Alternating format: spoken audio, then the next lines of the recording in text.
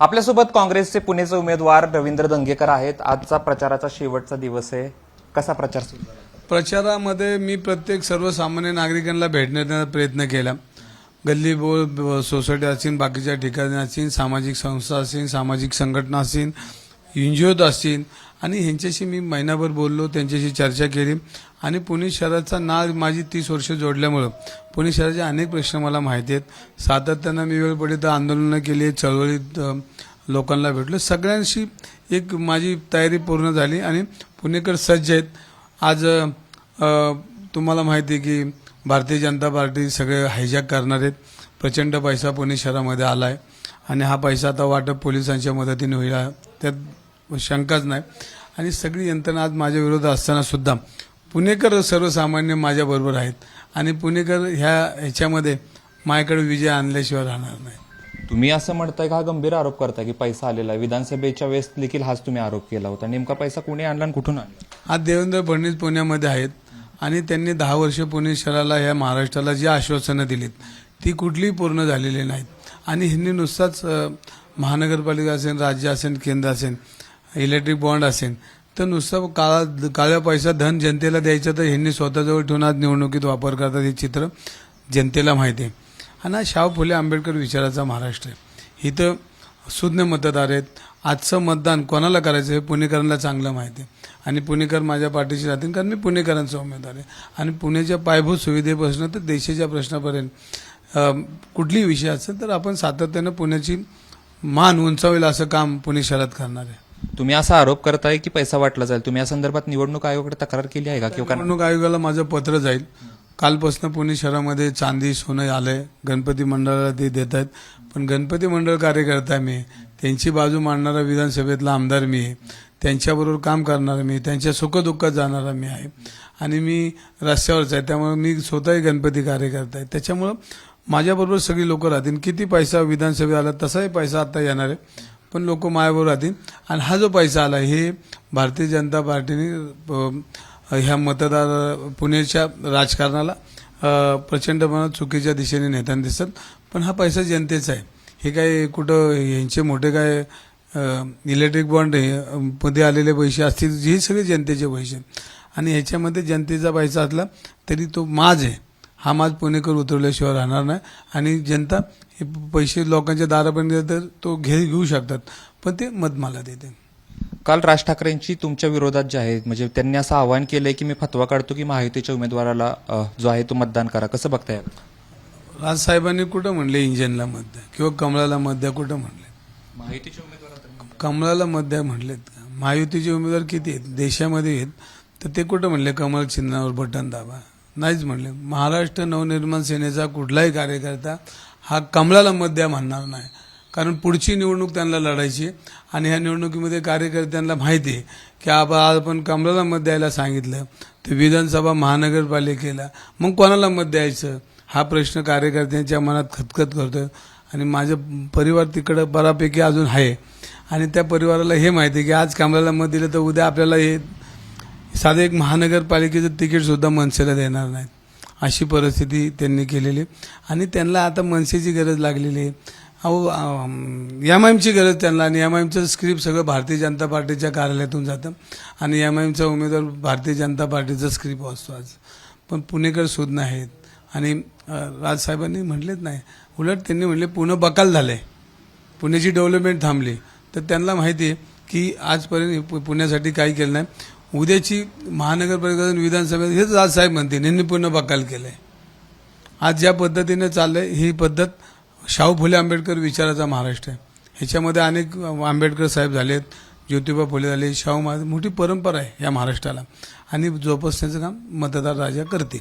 तुम्ही असं म्हटलं की माझे काय, तुम्ही आधी मनसेत होता, त्याच्यानंतर तुमचे सहकारी आहेत तिकडे, तुम्ही असं आता वक्तव्य केलं, परंतु वसंत मोरे उभा राहिले आहेत एमआयएमचे उमेदवार. याचा फटका तुम्हाला बसू शकतो? बघा, मी परत सांगतो, ही निवडणूकला आगळी वेगळी. राजसाहेबांनी सांगितलं की ही निवडणूक कुठल्या मुद्द्यावरच नाही. कालच्या सभेत म्हणली कुठल्या मुद्द्यावरच नाही. मागच्या वेळेला म्हणले पलगमा झाला त्याच्यावर निवडणूक जिंकली. म्हणजे त्यांनी भारतीय जनता पार्टीचे वावडेच काढले तसं म्हणत. आणि पुलगामा का झाला, कशासाठी झाला, ह्याच्यामध्ये भारतीय जनता पार्टीचे नेते म्हणले की नरेंद्र मोदींनी केलेला हा सगळा विषय आहे. आणि त्याच्यामध्ये मोदींचा डाव तो केला पुलगामाचा आणि निवडणूक जिंकली. हे मतदारांना काय कळायचं ते कळलं राजसाहेबांच्या भाषेतनं. मग आता ह्यांच्याकडे आता मुद्दा नाही आहे आणि तो मुद्दा जनतेच्या लक्षात आलं की 10 वर्ष आपल्याला जाहिरातबाजीवर खोटं फसवणूक केलेली, त्याचं उत्तर निवडणुकीत पुणेकर 100% देतील. तुम्ही विजयाचा विश्वास व्यक्त करता? मी पुणेकर जिंकणार आहे, पुणेकर हारूच शकत नाही. मी पुणेकरांचा उमेदवार मुरलीधर मोहोळ पण पुणेकरांचेच उमेदवार आहेत. नाही, ते मोदींचे उमेदवार आहे. मी पुणेकरांचा उमेदवार. त्यांनी मोदीला मत मागितलंय, मी पुणेकरांना मागितलंय. मी पुणेकरांसाठी भांडणार आहे. मग देशाचं राजकारण असो, पुण्याचं राजकारण असो, मी पुण्यासाठी भांडणार. कोणा सत्ता आमची येणार आहे तरी तुम्हाला सगळ्यात जास्त पुण्याचे प्रश्न आणि पुण्याच्या हिताचं काम करताना रवी धंगेकर दिसेल. देवेंद्र फडणवीस तळ ठोकून आहेत मुरलीधर मोहोळांसाठी. मग त्यांच्या लक्षात आलं की निवडणूक हारत चालली आणि त्यांनी 13 तारखेपर्यंत 5 वाजेपर्यंत राहिलं तरी काय हरकत नाही, कारण त्यांनी 10 वर्षामध्ये महाराष्ट्राच्या जनतेची फसवणूक केली. आज आपण बघितलं असेल तर पुण्याला मुळशी धरणातनं पाणी आणताना 10 वर्ष सांगतायत ते, आणि 5वी बहुमत असताना सुद्धा त्यांना हे काम करताना आलं. हे जे स्ट्रक्चर हे काँग्रेसच्या काळामध्ये झाले, धरणं काँग्रेसच्या काळात झाली, हॉस्पिटल काँग्रेसच्या काळात झाले, विमानतळ काँग्रेसच्या काळात झाले, मेट्रोचं DPR काँग्रेसने केला. ह्या सगळ्या गोष्टी काँग्रेसच्या काळात झाल्यात. तरी ह्यांना पुढे 10 वर्ष 5वी बहुमत देऊन सुद्धा ह्यांना काय करताना आलं? ह्यांना फक्त गप्पा, निवडणूक हरायला लागले की हिंदू मुस्लिम भावनेच्या भरात लोकांना न्यायचं, पण भाकरीवर कुणी बोलायचं नाही, त्यांचा अजेंडा आहे. आणि आज ज्या पद्धतीने त्यांच्याकडे पैसा कुठनं आला, ह्यांनी काय, ह्यांचे काय आहे, पण हा एवढा प्रचंड पैसा जनतेचा त्यांनी चोरलेला आहे आणि तोच पैसा आता रस्त्यावर येणार आहे. आणि 10 वर्षामध्ये ज्या ज्या वेळेला निवडणूक येते त्यावेळेला देवेंद्र फडणवीसांनी मराठा समाजाला 40 दिवसाचं आरक्षण देऊ, कॅबिनेटमध्ये देऊ, धनगर समाजाला देऊ, OBC समाजाला देऊ, शेतकऱ्यांना न्याय देऊ. आता ह्या फसव्या घोषणाला कोण ऐकणार नाही. जरांगे पाटलांचं आंदोलन चिरडून ह्यांनी टाकलं, आमच्या महिला भगिनींना पायाखाली तोडवलं, डोकी फोडली. हा महाराष्ट्र विसरणारा नाही. हा महाराष्ट्र हा छत्रपतींचा महाराष्ट्र, हा शिवरायांचा महाराष्ट्र, हा जिजामातेचा महाराष्ट्र आहे. आणि ह्याच्यावर ज्या ज्या वेळेला हल्ला होतो त्यावेळेला दिल्लीला सबक शिकवण्याचं काम हा मराठी धर्म करतो, हा माझं मत आहे. आणि देवेंद्र फडणवीसांनी हे विसरू नये. किती त्यांची भारतीय जनता पार्टीची यंत्रणा असेल, पण आमची यंत्रणा ही जनतेची आहे. जनतेची यंत्रणेवर विश्वास आहे माझा. आणि ज्या पद्धतीनं जरांगे पाटलांना SIT लावली, त्यांचं आंदोलन चिरडण्याचा प्रयत्न केला, त्यांना ज्या पद्धतीनं त्यांनी आरोप केले, काही लोक त्यांच्यावर सोडले, हे महाराष्ट्रात चालत नाही. आणि हा शिवरायांचा महाराष्ट्र आहे. परत एकदा सांगतो, इथं तुम्ही आम्हाला फसवू शकणार नाही, तुमची गद्दारी इथं चालणार नाही. आमचं अरबी समुद्रातलं भूमिपूजन केलं 10 वर्षापूर्वी. काय झालं छत्रपतींच्या स्मारकाचं? काय झालं? राज्यपाल बोलले छत्रपतींवर, काय त्यांच्यावर कारवाई केली? महात्मा फुलेंवर बोलले, काय कारवाई? कोश्यारी बोललेत ना छत्रपतींवर, महात्मा फुलेंवर बोलले. म्हणजे ह्या सगळ्या गोष्टीचा सारासार विचार करून फक्त यांना सत्ता भोगायची, सत्तेतून राजकारण करायचे. अनेक खासदार आज मानतात भारतीय जनता पार्टीचे 400 पार करा, आम्ही संविधान बदलतो. अरे ही कुठली तुमची बोलणी झाली? कुठलं बोलणं झालं? देश बदलायला निघलेत. देशाचं स्ट्रक्चर हे सर्वसमावेशक आहे. सर्व जाती धर्माच्या लोकांनी हा देश स्वतंत्र करण्यासाठी ताकदीने रक्त सांडलेलं आहे आणि ते रक्तातून हा भारत देश निर्माण झालेला आहे. ब्रिटिशांना आपण हाकललंय. बरोबर आहे, ब्रिटिशांना आपण हक्कलेले ते झालेले तुम्ही असं म्हणताय. परंतु दुसरीकडे काल एक राज ठाकरेंचं एक वक्तव्य आलं की मोहल्ल्यातनं फतवे निघाले असते तर मी असा फतवा काढतो की महायुतीला जो आहे तो महायुतीला मतदान करा. या माध्यमातून तुम्ही देखील आता उल्लेख केला हिंदू मुस्लिम करण्याचा प्रयत्न केला जातो. हिंदू त्यांच्याकडे शेवटचा आधार आहे 2 जातीमध्ये विभाजन करायचं आणि 2 जातीमध्ये विभाजन करायचं असल्यामुळं त्यांना आता जिंकण्यासाठी पर्याय राहिला नाही.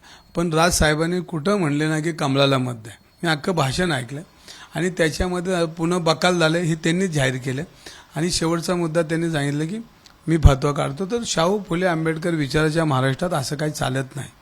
हे जर चालत असेल तर मग हे शहराचं प्रतिनिधित्व केलेले अनेक आपण महापौर बघितले असेल, उपमहापौर बघितले असेल, नगरसेवक केले असेल. आज ब्राह्मण समाजाने प्रतिनिधित्व केलं, मराठा समाजाने केलं, मुस्लिम समाजाने केलं, OBC समाजाने महापौर दिले, आमदार दिले, खासदार दिले. ह्या सगळ्या गोष्टीचा विचार करता हे त्यांचं शेवटचं भाजपचं हिंदू मुसलमान न्यायची ही त्यांची तयारी झाली. पण आम्हाला सगळं कळतं या पुणेकरांना. आणि पुणेकर आम्ही हिंदू आहोत, पण आम्ही हिंदू हे सर्व समाज आम्ही छत्रपतींचं हिंदुत्व मानणार आहे, आम्ही संत तुकाराम महाराजांचं मानणार आहे. ह्यांनी हिंदुत्वाची सर्टिफिकेट घेऊन फिरतात, ह्यांना अधिकार दिले कोणी? हिंदू आमच्या रक्तातलं हिंदू कोण काढू शकतं का? नाहीच काढू शकतं. पण आमचं हिंदुत्व हे शिकवतं की सर्व जाती धर्माच्या लोकांना एकत्र घेऊन आमचं हिंदुत्व होते.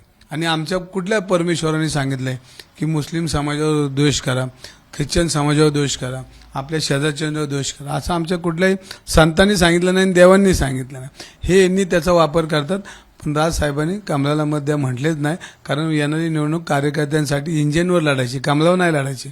आणि हे किती वापरून घेतात हे आम्ही देश म्हणजे ह्यांनी पहिले मित्रांना गाडले, दुश्मनांना नंतर गाडलं.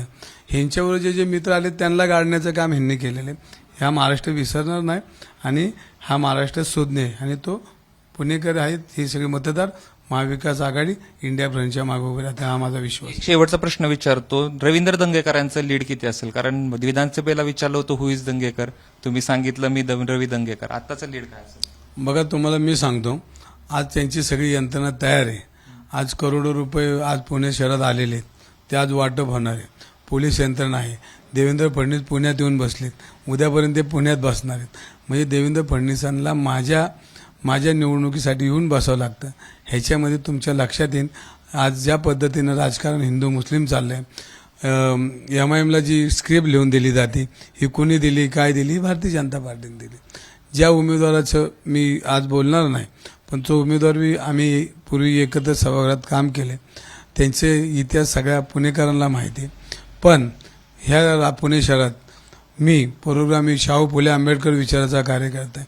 कोणालाही वरती आमचा ब्राह्मण समाज असले पर खालपर्यंत कुठल्याही समाजाला कोण धक्का लावण्याचा प्रयत्न करत असेल तर ताकदीने कार्यकर्ता म्हणून, मी रवी दंगेकर म्हणून, एक पुणेकर म्हणून, एक हिंदुत्व छत्रपतींचं मानणारा हिंदुत्व, मी ताकदीने उभा राहताना पुणे शहर बघतोय. ह्याच्यापुढे बघणार आमचं पुण्याचं वातावरण सर्व समाजात, सर्व जाती धर्माचं आणि एकत्र येऊन ह्या पुण्याचं इतिहास हा पुढे नेण्याची परंपरा कार्यकर्ता म्हणून जेवढी माझी ताकद असेल त्या ताकदीने उभा राहून मी समाजामध्ये काम करेन. खूप खूप धन्यवाद. तर हे ते रवींद्र दंगेकर ज्यांनी विजयाचा विश्वास व्यक्त केलाय. ज्या अर्थी देवेंद्र फडणवीस पुण्यात येऊन थांबतात त्या अर्थी माझा विजय निश्चित आहे, असं रवींद्र दंगेकर म्हणाले.